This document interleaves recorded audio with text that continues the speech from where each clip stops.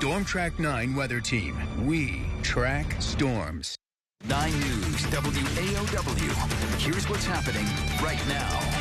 Right now in Wake Up Wisconsin, the CEO of United Healthcare shot and killed in the streets of New York. What investigators are calling a potential hint into the motive. And we had some snow yesterday, some cold air moved in, and it looks like the cold weather will last a little bit. I've got your forecast straight ahead. And 2 major changes are coming to Wausa's athletic park. The new team coming to play there, and why it'll be a little easier to park your car to watch. Plus, a lot of fun because I don't like class. An area elementary school is opening up shop. How the annual Christmas store gets kids in the holiday spirit while giving back. We've got you covered. This is Wake Up Wisconsin. Well, good morning, and thank you for joining us here on Wake Up Wisconsin. I am Sadie Fisher, and Justin, it is a cold morning up there. Yeah, I would say it feels the coldest that we've had. Yeah. Over the weekend, I remember during the hunting season, it was pretty cold. Wind chills a little below 0 in the morning. But this morning, we've had wind chills as low as 10 below. Oh, gosh. Yeah, but it's still cold, and it looks like winter out there. Most of the area did see some snow yesterday, especially up in the north woods. There was 2-3 inches reported in some spots, and the roads looked a little slick there in Rhinelander with our Blaine's Farm and a Fleet camera. What do we have here going to Marshfield with our forward camera view looking at Central Avenue? Not as much snowfall, but it was breezy yesterday. The snow was blowing around. A little bit of lake effect snow still occurring in the UP of Michigan and a bit in the far northern parts of our area, but not too much additional accumulation of that lake effect snow. Temperatures currently have dropped all the way down to 13 in Rhinelander, 10 in Stevens Point, 9 in Wisconsin Rapids. You factor in the wind and the wind chill, 11 below 0 in Wisconsin Rapids. The wind chill 3 above in Arborvita, where the temperature is just a little bit milder. But we'll be in the teens this morning, only low 20s this afternoon. We will start to see a few breaks of sun, but it'll be breezy and cold. You definitely need to bundle up, dropping to 15 this evening. So another cold day for tomorrow, but then a milder trend over the weekend. I'll let you know how warm it'll get coming up in a bit. All right, thanks, Justin. A Marshfield woman will spend 1 year and 1 day in federal prison for conspiring to distribute cocaine and meth. 32-year-old Shondell Moore was sentenced in federal court on Monday. According to a news release, Moore was identified as a regional coke dealer for a drug trafficking organization in Marshfield. 8 others were charged in connection to that organization. 1 has been convicted. 4 have pleaded guilty. The other 3 cases are still pending. This morning, we're learning new details about the shooting in New York that killed United Healthcare CEO Brian Thompson. Police now say there is a possible clue for the shooter's motive. ABC's Christiane Cordero has the latest on this investigation. This morning, new surveillance video shows what appears to be the man who shot and killed United Healthcare CEO Brian Thompson in New York City, appearing to carry an e-bike battery possibly used in the getaway. Every indication is that this was a premeditated, pre-planned, targeted attack. 20 minutes after this surveillance video was taken, around 6:45 a.m. Wednesday, the gunman approached Thompson as he arrived at an investors conference, firing multiple times until his gun jams. He clears the barrel before firing again. Got like a black gun, and I saw him after he shot him. He ran across the street. The suspect runs through an alley, police say, then hops on an e-bike, disappearing into Central Park. Police recovered a water bottle, a candy wrapper, and a cell phone they believe are linked to the shooter. And detectives discovered writing on the shell casings found at the scene with the words deny, defend, and depose, sources tell ABC News. Thompson's wife, Paulette, told NBC her husband had received threats, adding she doesn't know the details. United Healthcare is the largest private health insurer in the U.S. Among companies in the health insurance market, it ranks highest when it comes to the percentage of claims denied, nearly twice the industry average. Did he have any known enemies or anyone that you've been able to find so far? We're reaching out to law enforcement in Minnesota, and we're also interviewing his co-workers and family members to see if there have been any specific threats against him in the past. Thompson worked at United Healthcare for 20 years and was promoted to CEO in 2021. The 50-year-old Minnesota native was also a father of 2. His wife tells ABC the family is shattered, describing Thompson as loving, generous, and talented. Detectives are now running tests to see if there are any traces of fingerprints or DNA on the items the shooter appears to have left behind. Christiane Cordero, ABC News, Washington.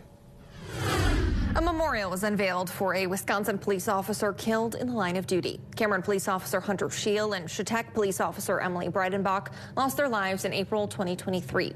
Dozens of friends, family, and fellow officers gathered at the Cameron Village Hall to witness the unveiling of Officer Scheel's memorial. The tribute honors his service with the Cameron Police and his deployment in the National Guard. Officer Breidenbach, who is a Merrill native, was previously honored with a memorial in Chautauqua earlier this year. A Wisconsin senator is making a push to ensure taxpayer-funded inventions stay in the U.S., and she's getting help from the vice president-elect. Senator Tammy Baldwin and Ohio Senator J.D. Vance are co-sponsors on the Invent Here, Make Here Act. The goal of this proposed bipartisan legislation is to protect domestic inventions. This would result in countries that compete economically with the U.S., like China, not being able to produce the invented products. Baldwin says another goal of the bill is to invest in America. This bill would say if our tax dollars are leading to some groundbreaking innovation, then we're going to produce that innovation here in the United States of America. Current law requires federally funded inventions to be manufactured in the U.S., but that requirement is often waived, allowing competing companies in foreign countries to benefit and profit. The Invent Here, Make Here Act recently passed the Senate. It will now head to the House of Representatives.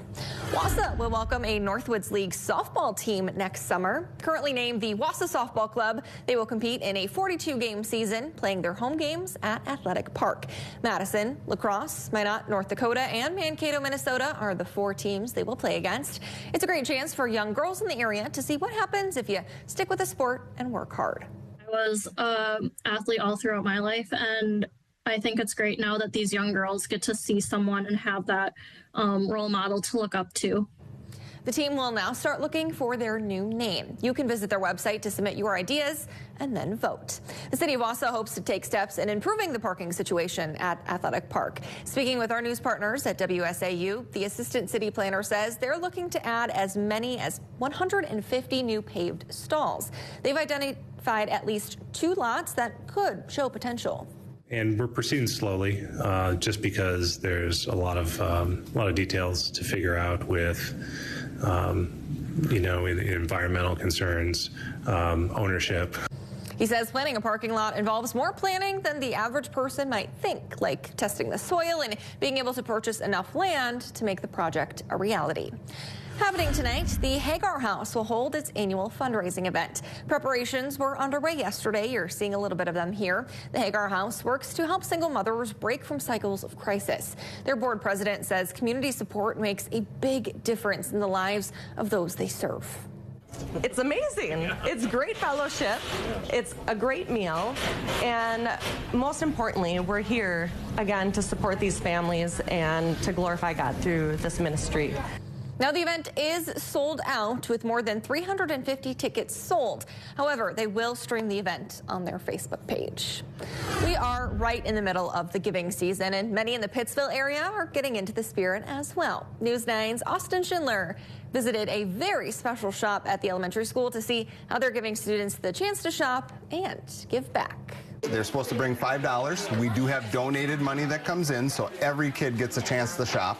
Open for business is Pittsville Elementary's 7th annual Christmas Shop, a setup where donations from the community come full circle as students peep at potential gifts. They're shopping for family members. They come in with a list of people who they're buying for, and all of the things that they're purchasing are priced at a price range that a child can shop. Inflation can't get their hands on this. Gifts ranging from 25 cents to the almighty $2 gift for their loved ones. Not only that, but feeding back the money for those who need it. At the end, we have this money that we use in our community. We donate it out to our local food pantry, and we have started a food pantry here in-house for students with some needs. Dean of Students Ron Klein brought this program to other schools he's worked for and says a couple things will just never get old. Helping the kids shop, to hear kids in 4K explain why they're buying a gift for so-and-so, and then seeing that process as they get a little older. Last year, I got a candle for my mom, and I got a stuffed animal snowman for my sister, and then I got a jar of peanuts for my dad. It's been a hit for all of the students looking to strategically budget the gifts for their loved ones, but also a lot of fun because I don't like class. The Christmas Christmas spirit is in full swing. Klein saying the school has donated over $1,000 each of the years they put up the shop. And this could be their biggest yet. In Pittsville, Austin Schindler.